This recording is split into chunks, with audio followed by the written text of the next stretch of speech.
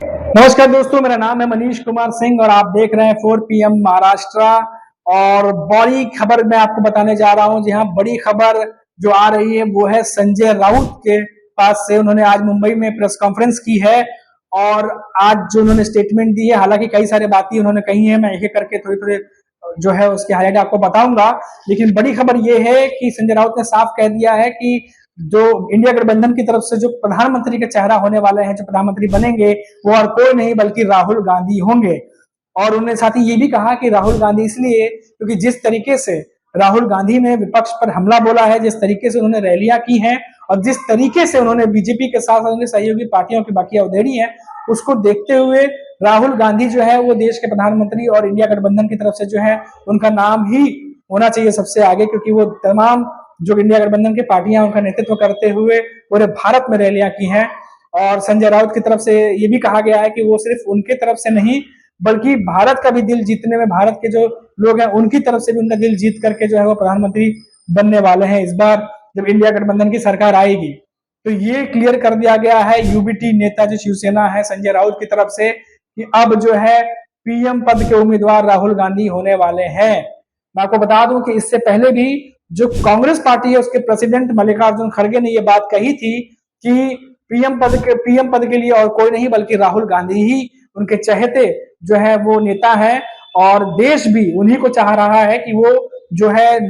देश के प्रधानमंत्री बने। और उसका कारण भी जो है मल्लिकार्जुन खड़गे ने बताया कि जिस तरीके से उन्होंने पद यात्रा की, जिस तरीके से उन्होंने भारत में एक बार नहीं बल्कि 2 बार पद यात्रा की, और न सिर्फ बुजुर्ग बल्कि जो देश के युवा है वो भी काफी ज्यादा जो है राहुल गांधी से कनेक्टेड फील करते हैं और वो रैलियों में दिख गया। इसीलिए चाहे युवा हो चाहे वृद्ध हो, हर कोई राहुल गांधी से कनेक्टेड है, इसीलिए वो देश के प्रधानमंत्री बनने के लायक है। और साथ साथ उन्होंने जिस तरीके से नेतृत्व किया है वो भी काबिल तारीफ है। उसको लेकर के मल्लिकार्जुन खड़गे ये कह रहे हैं कि उनके लिए भी जो उनके पसंदीदा नेता है जो प्रधानमंत्री बनना चाहिए वो है राहुल गांधी। तो यानी 2 बड़े नेता, एक कांग्रेस के प्रेसिडेंट हैं जो ये बात कह रहे हैं मल्लिकार्जुन खड़गे, और दूसरे जो इंडिया गठबंधन की जो बड़ी पार्टियां उनमें से एक यूबीटी शिवसेना जो महाराष्ट्र की पार्टी है और बड़ी पार्टी है, क्षेत्रीय पार्टी, जो ये उनके नेता संजय राउत ये कह रहे हैं कि उनके भी पसंदीदा और देश के पसंदीदा प्रधानमंत्री राहुल गांधी होंगे। तो क्या इस बार जवाब मिल गया है बीजेपी और उनके सहयोगी पार्टियों को? क्योंकि हमेशा देखा जाता है कि बीजेपी और उनके सहयोगी पार्टी ये बात कहते हैं कि इंडिया गठबंधन की तरफ से जो है पीएम का कोई फेस ही नहीं है कि उनकी तरफ से पीएम कौन बनने वाला है, और इसको लेके वो आपस में लड़ते हैं और आपस में ही कंफ्यूजन की स्थिति जो है वो बनी रहती है। और वहीं अगर बीजेपी की बात करें तो वो क्लियर कहते हैं कि हमारी तरफ से देश के प्रधानमंत्री नरेंद्र मोदी हैं,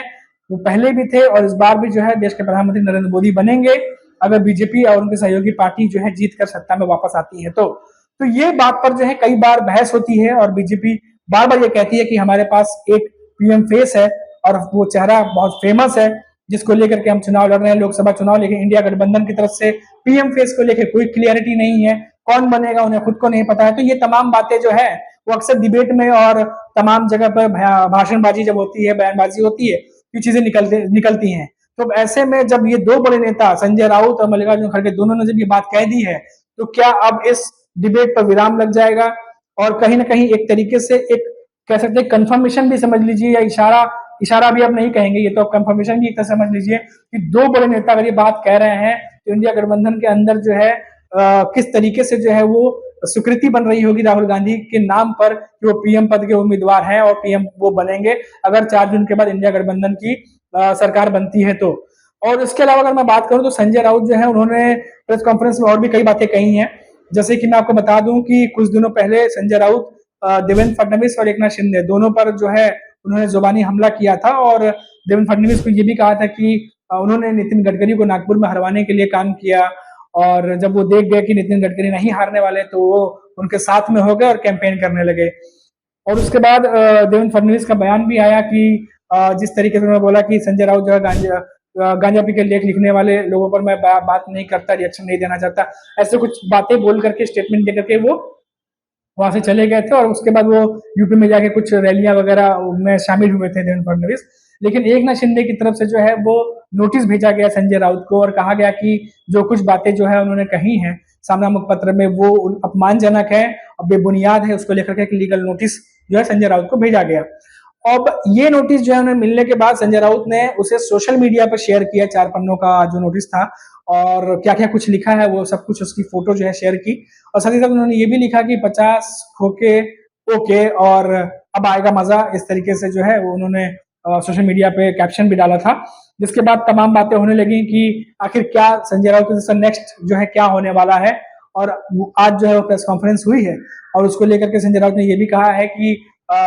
इसलिए उन्होंने लिखा था क्योंकि 4 जून के बाद इंडिया गठबंधन की सरकार बनने वाली है और सरकार बनने के बाद काफी कुछ होने वाला है, तो वो 4 जून के बाद लोगों को पता चलेगा। तमाम बातें जो है वो दोहराई हैं। और अब मैं आगे आपको बता दूं कि इन सबके बीच जो ये सारे घटनाक्रम महाराष्ट्र की पॉलिटिक्स में घट रहे हैं, इन सबके बीच एक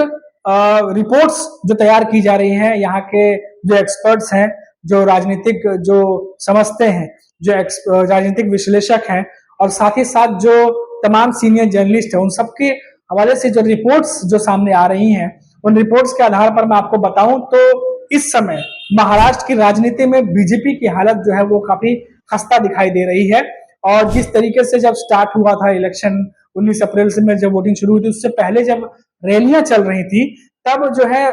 देश भर में 400 पार का नारा तो लगाया ही जा रहा था, लेकिन महाराष्ट्र में 48 में से 45 पार का नारा उस समय चल रहा था। लेकिन जैसे जैसे वोटिंग जो है वो बढ़ती गई, पहले फेज दूसरे फेज के बाद, उसके बाद से 48 में से जो 45 पार का नारा था वो कहीं ना कहीं कम होता गया, और बीजेपी और उनके जो सहयोगी दल है वो इस पर जो है वो कम बोलने लगे कि 48 में से 45 पार। अब आप इससे अंदाजा लगा लीजिए कि जो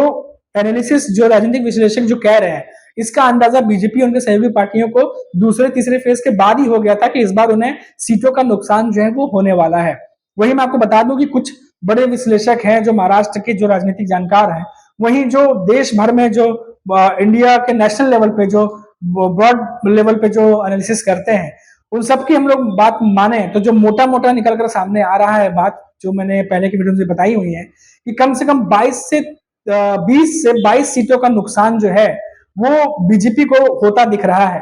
यानी 20 से 22 सीटें मैं इसलिए कह रहा हूं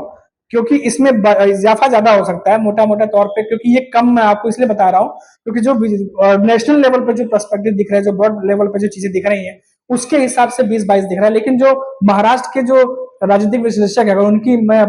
बात करूं, जो रिपोर्ट्स में देख पा रहा हूं और जो हम लोग ऑब्जर्व कर पा रहे हैं, उसमें कम से कम 30 से 32 सीटें जो है वो इंडिया गठबंधन के हिस्से में जाती दिखाई दे रही हैं। और जो बीजेपी और शिवसेना एक होकर लड़ी थी 2019 में, जो कि 40 से ज्यादा सीटें हासिल की थी,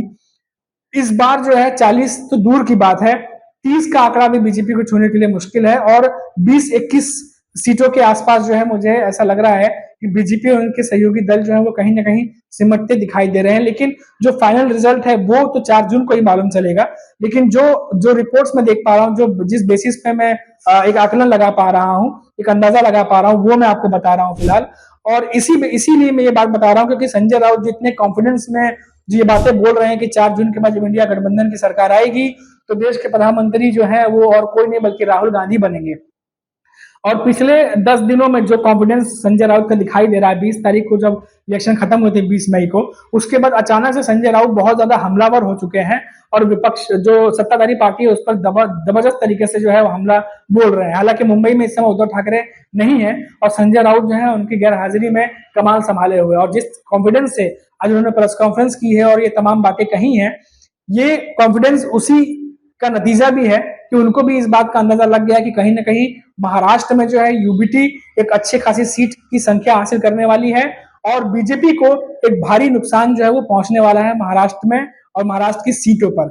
इसीलिए जो संजय राउत हैं वो काफी ज्यादा कॉन्फिडेंस दिखाई दे रहा है उनके अंदर, और अब इंडिया गठबंधन की तरफ से वो खुल करके जो है वो बात कह रहे हैं कि जो गवर्नमेंट बनेगी तो उसका देश का प्रधानमंत्री कोई और नहीं बल्कि राहुल गांधी होंगे, जिसको वो भी स्वीकारते हैं और देश की जनता भी स्वीकारती है। तो दोस्तों फिलहाल अभी के लिए इतना ही, और आप देखते रहिए 4 PM महाराष्ट्र, फिर लौटेंगे तो बात करेंगे किसी बड़ी खबर पर। तब तक के लिए मुझे